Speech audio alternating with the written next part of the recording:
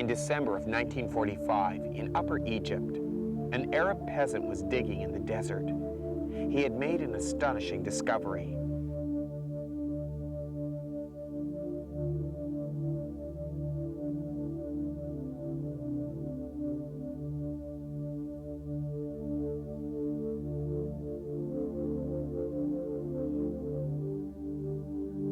His shovel struck a red earthenware jar.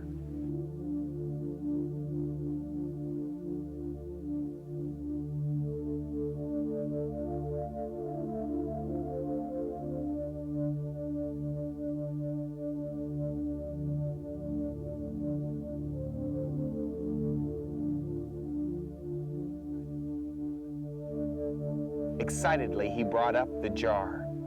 But afraid that there was an evil spirit inside, he decided not to break the jar.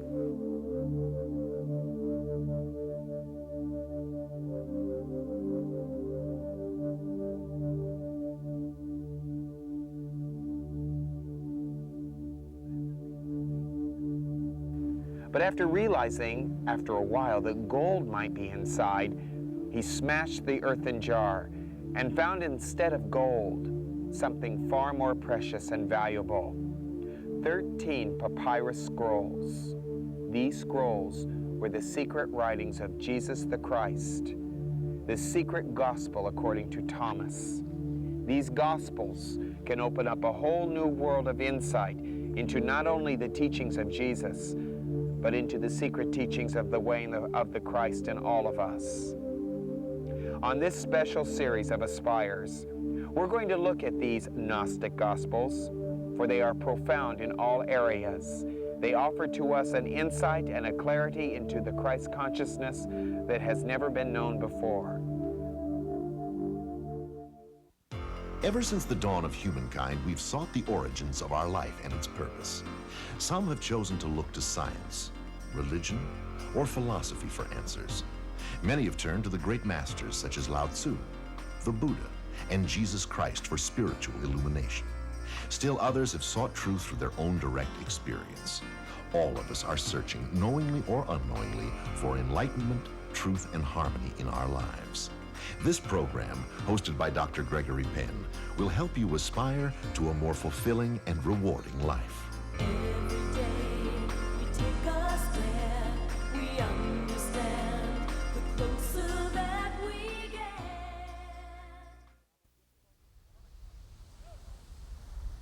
I want to talk this morning about one of the most difficult teachings that you will ever hear, not only from me, but from this beautiful master named Jesus. The particular teaching that I want to give to you comes not only from the book of Thomas, but in the regular Gospels as well. It's a teaching that most people, when they hear it, cringe. They don't understand it. They don't like it. It was one of the major reasons for Jesus' own crucifixion. And the interesting thing about it is, when I tell it to you, most of you at home will dislike it. You may even want to turn off the set at this point or change the channel, because this is a controversial one and the most difficult teaching, and yet it was the basic premise for the whole life of Jesus. When Jesus said to us that the kingdom of heaven lives within, he was making one of the most profound of all statements that have ever been made, not only in the world, but in the realms of truth.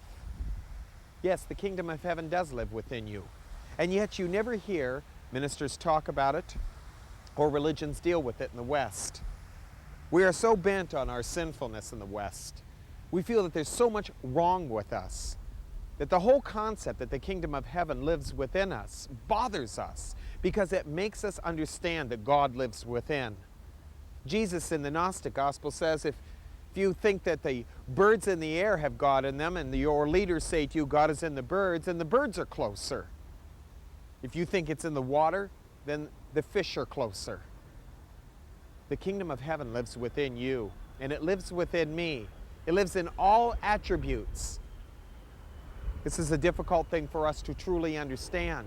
And when I say to you, and do a little exercise with me here for a moment, I want you to say at home, God lives within me.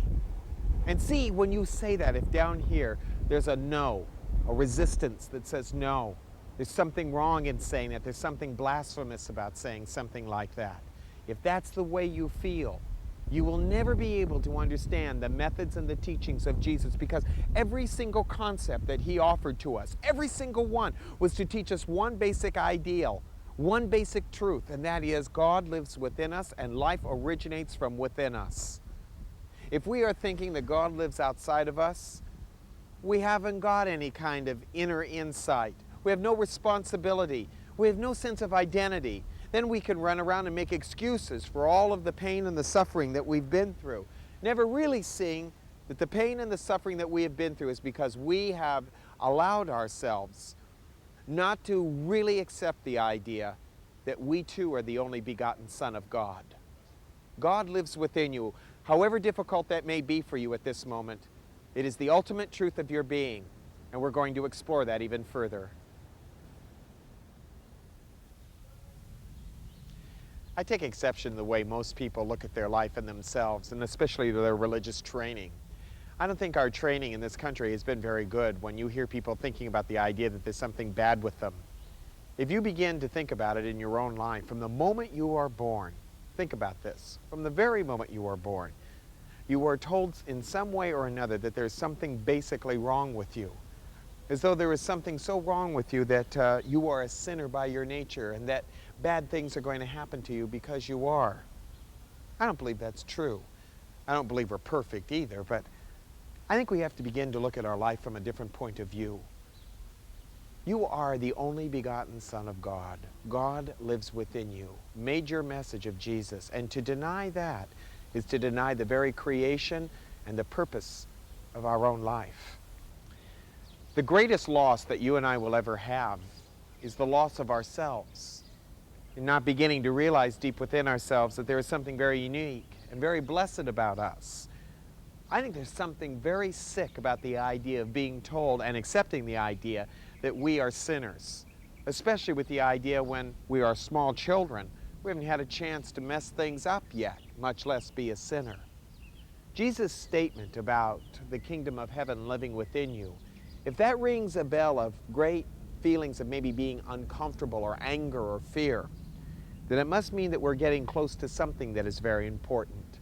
And if we're getting close to that, then we need to continue getting close to it no matter how uncomfortable we are. Do you know what the greatest loss is in life? It's nothing that you'll ever lose outside of yourself. It won't be the loss of a family member. It won't even be the loss of your possessions or the loss of your own life. Those things are easy. The greatest loss that you and I will ever know is the loss of ourselves.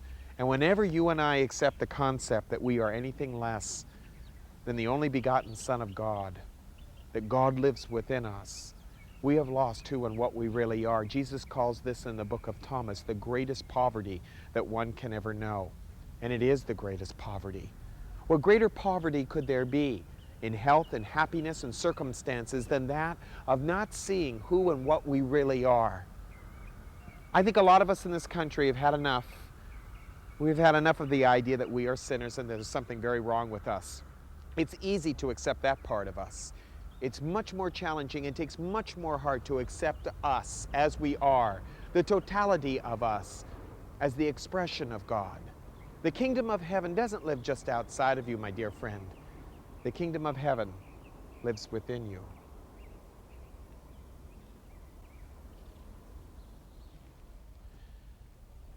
When Jesus talks about the idea of the living Father, he's talking about the idea that we have a living God, not a dead one. Only a dead God would live outside of you. You're alive. You're a living thing. You're breathing, you're moving, you're having your being. And it's important for us to understand that Jesus didn't teach dead gods. He didn't talk about some pompous God up there in heaven somewhere looking down, judging you. That would be a dead God. A God that did not breathe and move and have its own being. We need that kind of experience. We need to be allowed to make mistakes. We need to be allowed to grow and expand like everyone else needs to. And that's why Jesus said that your Father is a living Father. Living, alive, making mistakes. We do that. God forgives that. That's the difference between a living Father and a dead one. One who is judging you, who's saying you're going to burn and go to hell because you didn't do it right or didn't do it perfect. Nobody does anything perfect. I haven't done anything perfect. Have you? I don't know anyone who has. We have a living Father. Please remember that. And when we have respect for that kind of attitude and the livingness of it, then we're going to be able to see that God tolerates any mistakes that we make, any problems that we have. We'll be able to turn to that God, not a stagnant God that lives outside of us, a God that is judgmental of us, but a God who really cares about us, who really nurtures us, who really loves the kind of person that we are. There isn't a lot of people who have that kind of understanding about God. When Jesus said that you and I are sons of the living Father, we're talking about a real important movement in ourselves, a movement in our heart, and a movement in our soul. We're talking about really taking responsibility for our life, but allowing this God to have a sense of humor, allowing this God to offer to us a sense of life, a sense of fulfillment. How's your God doing? Is it a living God, or is it a stagnant, dead God? A God of moral trips and judgments. God allows for all of us to do what we need to do with our life to make it meaningful. When Jesus said, you and I are sons of the living God, he's saying, you and I have the right to expect a God that is unlimited in itself, a quality in itself. And as we allow this unlimited nature to flow through us, we're going to find life in ourselves, a life like we have never known before. We have life in us. And a part of that life is to accept our nature as love, to accept our nature as wisdom, to accept the prosperity within us and the compassion of us. Don't live in a dead Father, filled with religious opinions and criticism and condemnations. Live in the God which is the God of your Father. Let me give you some how-tos on this, because it really is quite important that you understand that no matter what you get in your life, it's never going to be enough. We don't understand the very word enough. And this is the first thing I want you to understand in the how-tos. First of all, understand the word enough. It simply means a completion within you for this moment. You think that there could be things that could be taken away from your life that would ruin you, that would ruin your own life. Maybe you think it would be your family or your job or money or your car or something in the physical world. I tell you, those things could be taken away from you if you were practicing the way and still not feel a sense of loss. The greatest loss you and I feel within our life is the loss of ourself. The greatest sin that we commit is to lose ourselves for the sake of gaining something in the physical world. Please remember something. If you lose who you are and what you are for objects or people or things, you have committed the greatest act of pain and suffering. You've created the greatest sin, an act of sin in your life. Sin meaning just the missing of the mark, the missing of the real purpose and the meaning of life. So think about this with me for a moment, won't you, this morning? Just this moment. It is enough that you are the person that you are. You don't have to be proving to anyone that you've got more, or that you are a wonderful person, or that you are something special. Be special in how you receive. Be special in how you give. Be special in how you love other people. Be special in the unconditional nature of yourself. People who are really unique are unique because they are unconditional in their life. They are unconditional about themselves and about their living. When we are unconditional about the nature of ourselves, we truly become unique people. People with a cause and a purpose that is beyond what we have, what we own, what other people say of us. We live in a society today that thinks that what other people think of us is more important than what we know about ourselves. If we buy into that kind of thing, we're always going to be susceptible to other people's opinions about us. And please remember, other people's opinions of us are really none of our concern. The greatest concern in your life is, what do you and I know about the person that we are? If we know ourselves, we will know everything. We will know the infinite part of us. We will know how to understand, how to give, how to love, how to offer ourselves to life. We will understand the very secrets of our own being. So rather than making the effort of trying to get things in the physical world that we think will make us a better person, get the one thing that is the most important, you. When you've got that, all the outer things, the cars, the home, the money, will be added unto you. You're not here to live a poverty-stricken life. There's nothing religious about that, nothing spiritual. But there is something quite beautiful about having those treasures added unto you, because you as an individual were practicing the way of your heart, going beyond the means of the mind and going beyond its insecurities to find a way in your heart that brings about light and fulfillment. Think about it, dear friend. It is enough. Let me give to you the second step, because it's really very important. In everything that you do, in everything that you say, in everything that you are, be total. Have a total experience of yourself. Put all of yourself into it.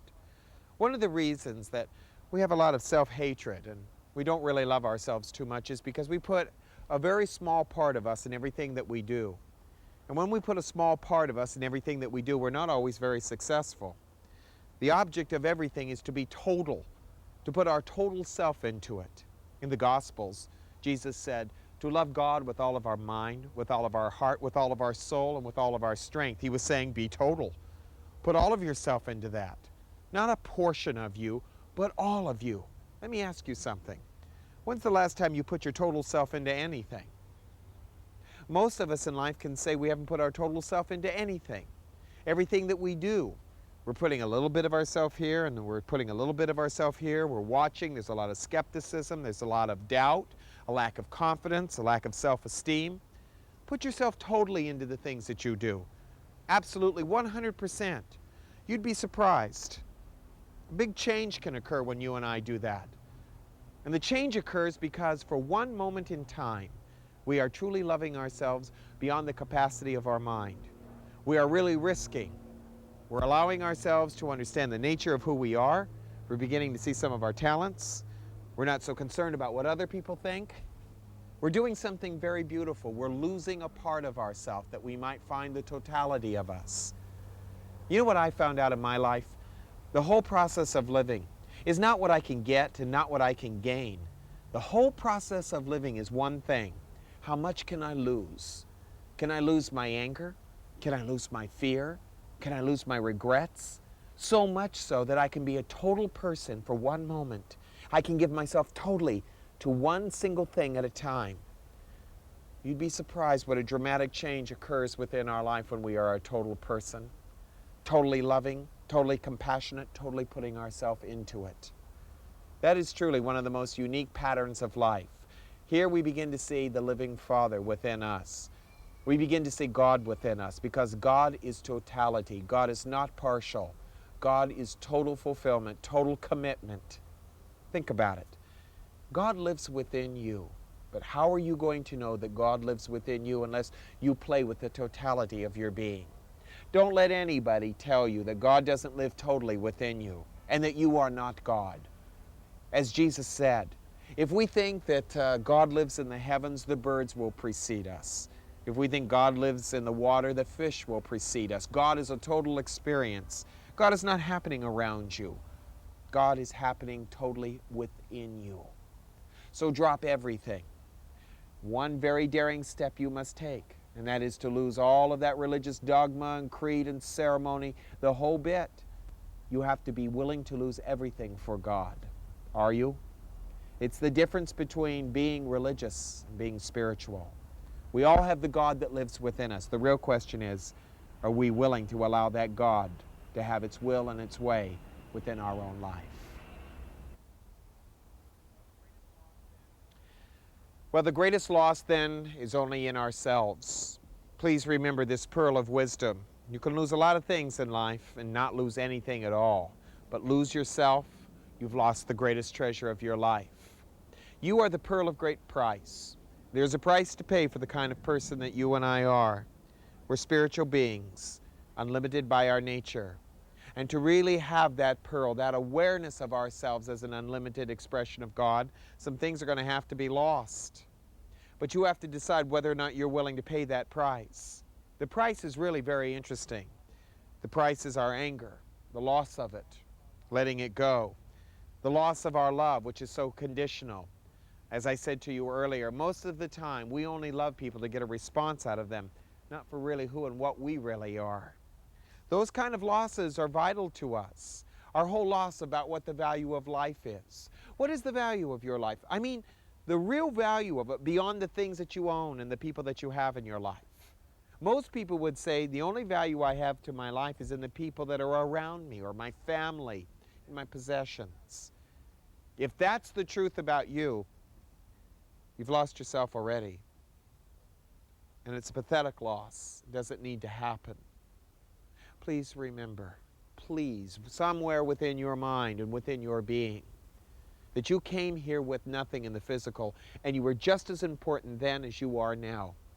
Just the owning of objects or things or people doesn't mean that you're valuable. The value of yourself is found in your daily living.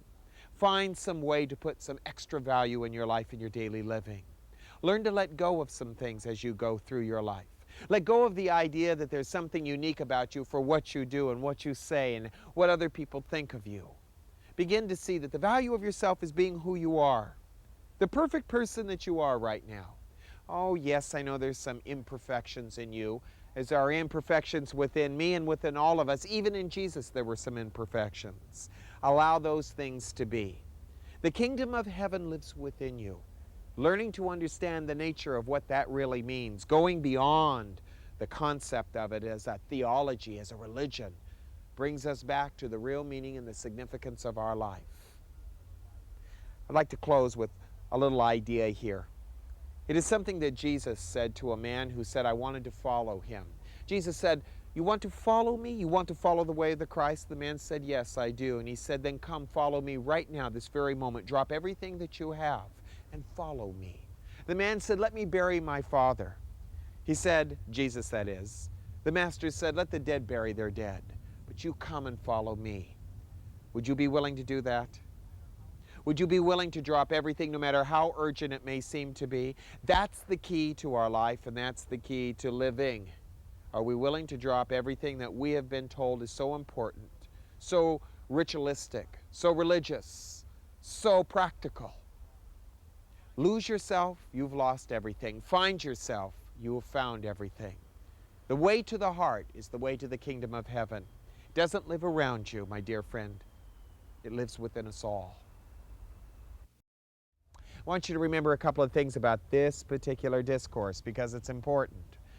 Remember, God does not live outside of you.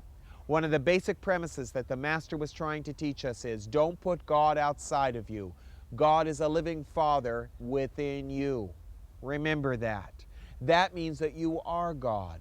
And the more that you and I can disappear by letting go of our ego, our vanity, our pride, our belief, our convictions, the deeper the spirit of our life moves and the more fulfilled we are going to find ourselves. Second, be willing to lose everything to find yourself in God. Everything. No matter what it may be, whatever attachment it may seem to be, whatever risk you think it is, I'll tell you it's worth it. The more we let go, the more we allow God, the more we're going to find a beautiful new life for ourselves. Life can't change the way we are. You and I don't need one more religious belief, one more religious attitude, one more conviction that keeps us chained to this earth. We need to let go of this earth, to love it, to utilize it, to live in it, but to understand that the heaven that you desire is not something that's going to happen after your death. It's happening right now in this life. Life is a heavenly experience. It is within you. Thanks for being with us, and namaste.